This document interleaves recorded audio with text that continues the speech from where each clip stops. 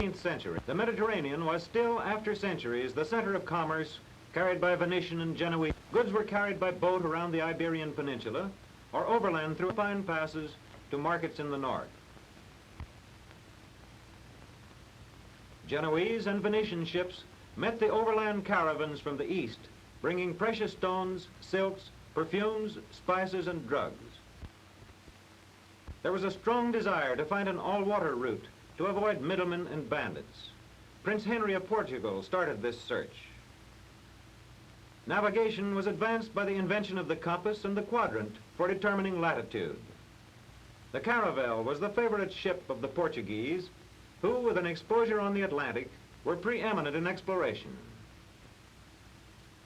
Pressing ever African coast, Diaz rounded the Cape of Good Hope, while da Gama completed the sea route to India in 1498.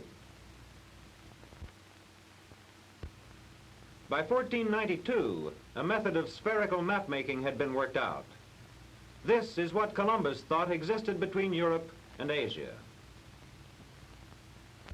Columbus, therefore, sought Japan by sailing west in the path of the favorable trade winds. He followed the supposed latitude of Japan, but underestimated the Earth's size, and so landed in the Bahamas.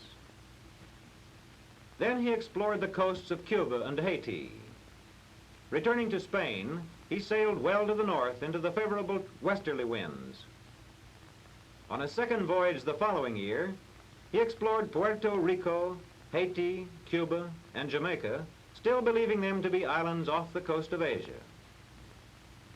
Centuries before, Norsemen had settled Iceland and Greenland and investigated the North American continent. Portuguese sailors from the mainland in the Azores, in cooperation with merchants of Bristol, carried on trade with those Norse fishermen.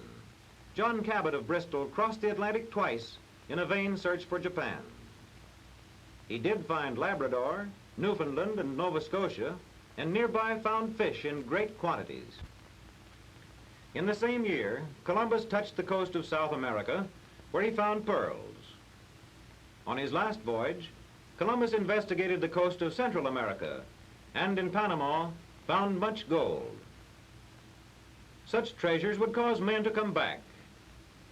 On the basis of various reports from the mainland, Cortez set out to conquer the Aztec Empire and landed at Veracruz. He carefully organized his armored men, horses, and guns to overawe the Indians. Cortez advanced slowly through the coastal plain, up the escarpment, and across the plateau to the capital. The capital of the Aztecs was built up in a lake and was approached by causeways. The Aztec treasures were looted to enrich the coffers of Spain.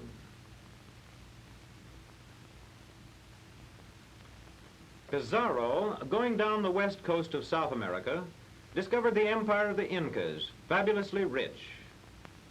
All Europe was now ablaze with hopes of other wealthy kingdoms for exploitation in the New World. Another impetus was given by Vaca. During 2 years, he traveled westward, exploring a vast area. Vaca's report of Indian villages in the north led to frenzied exploration of North America in hope of rich kingdoms. De Soto went inland from the Gulf.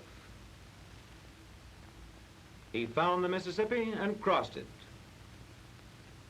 He explored to the edge of the plains, turned back, and there died. The remainder of the party first attempted an overland route, but returned to the Mississippi and made their way by water to Mexico. The Viceroy of Mexico sent Coronado at the head of a large expedition into the north.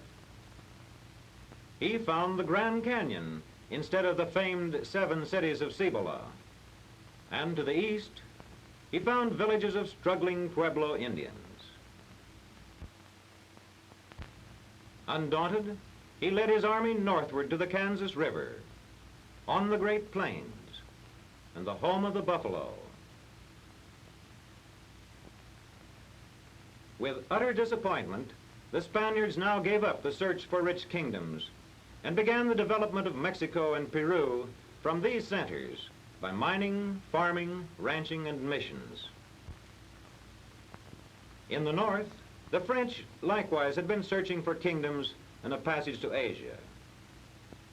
Cartier followed the fishermen into the Gulf of St. Lawrence. Indians told him of cities to the west. And the following year he returned. The cities were merely Indian villages and a kingdom of Saguenay, which the Indians located well beyond his reach. By 1543, the search for rich kingdoms was over. Fishermen in increasing numbers frequented the north coast. Their iron tools were sought by the Indians, and gradually beaver pelts became articles of barter. With a demand for beaver hats in Europe, search for more beaver territory became necessary, because with metal tools, the beaver was quickly exterminated. Westward from Tadoussac, a fur center, Quebec was founded by Champlain in 1608. The following year, he explored the lake which now bears his name.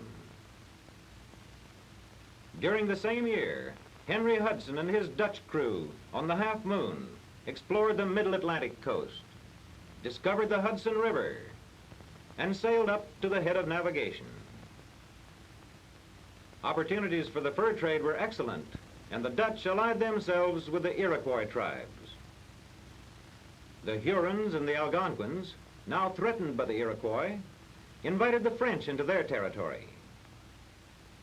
Champlain ascended the St. Lawrence and the Ottawa rivers to the Georgian Bay, then traveled southward and saw Lake Ontario while going with the Huron war party to attack the Iroquois. One of Champlain's men, Brulé, was to lead another party from the west. Failing to meet Champlain, he descended the Susquehanna River to the Chesapeake Bay. On a later trip, he explored westward along the north shore of Georgian Bay to Sault Ste. Marie. A decade later, Nicolet advanced the known land westward, up Green Bay and even beyond. The French followed the dispersed Hurons into the Lake Superior country. Groseilliers and Radisson explored northward from Lake Superior to the Hudson Bay, seeking a new way out for the fur. However, the Hudson's Bay Company was organized by the English. With the English on the bay, the French were roused to action. Saint-Simon was commissioned to bring the Indians and the fur back to the St. Lawrence. Having lost the Hudson Bay outlet, the French decided to use the Mississippi. Joliet, in the company of Marquette, a priest, left by way of Green Bay and the Wisconsin River and proceeded down the Mississippi River to the Arkansas. Their return was by the way of the Illinois River and Lake Michigan. The English, too, were interested in the fur of the interior. Arthur and Needham from Virginia penetrated to the Cherokee country. The next year, Arthur carried on extensive exploration in the southeast. But the French were to win out. La Salle, a man with imagination and enterprise, had visions of an empire in the west. La Salle descended the Mississippi to its very mouth, and there, in the name of the 14th of France, he claimed the entire Mississippi Valley. He controlled a second approach to the continent and separated Florida from the rest of Spanish America. The English, however, continued their explorations. Veely from Albany, New York, went down the Ohio River Valley. Thomas Welsh, a trader from Charleston, went due west to the mouth of the Arkansas.